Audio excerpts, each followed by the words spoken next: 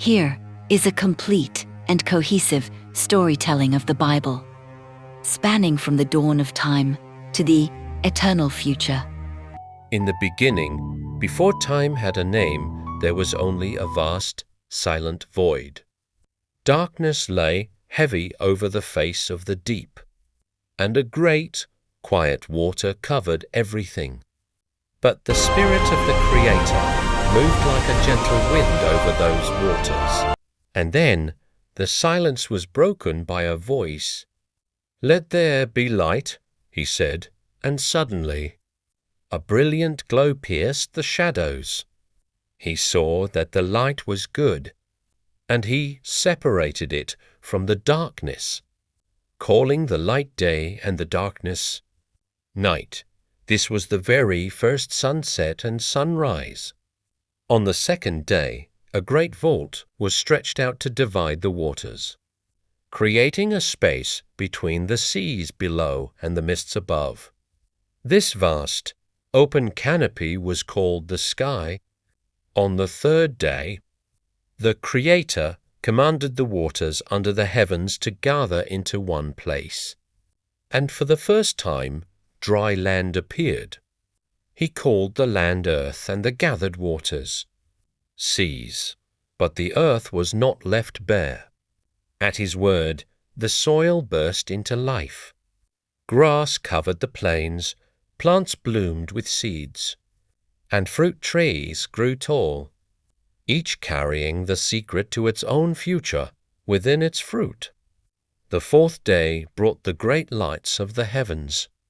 The sun was set to rule the day with its warmth, while the moon and a tapestry of stars were hung to govern the night.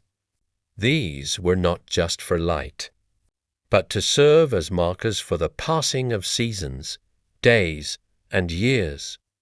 On the fifth day, the silence of the world was replaced by song and movement. The oceans teemed with swarms of living creatures, from the smallest fish to the great monsters, of the deep-panned birds of every color took flight, soaring through the open expanse of the sky. By the morning of the sixth day, the land became a home for life. Cattle, creeping things, and wild beasts of every kind began to roam the forests and fields. But the work was not yet finished. In a final, sacred act, the Creator formed humanity in His own image. He breathed the breath of life into them, giving them the heart to feel and the mind to lead. He blessed them, telling them to be fruitful, to multiply, and to care for the earth and every living thing within it.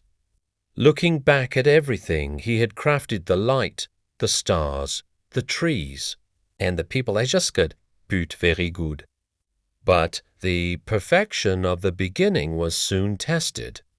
In the heart of the first garden stood two trees, one that gave life and another that held the knowledge of good and evil.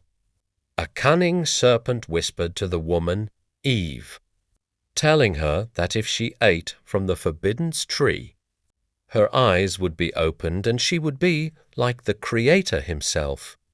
Believing the lie, she tasted the fruit and gave some to the man. Adam, in that moment, their innocence shattered. They felt the cold sting of shame and tried to hide among the leaves. Because of this choice, they were sent out of the garden to toil upon an earth that would now grow thorns and thistles.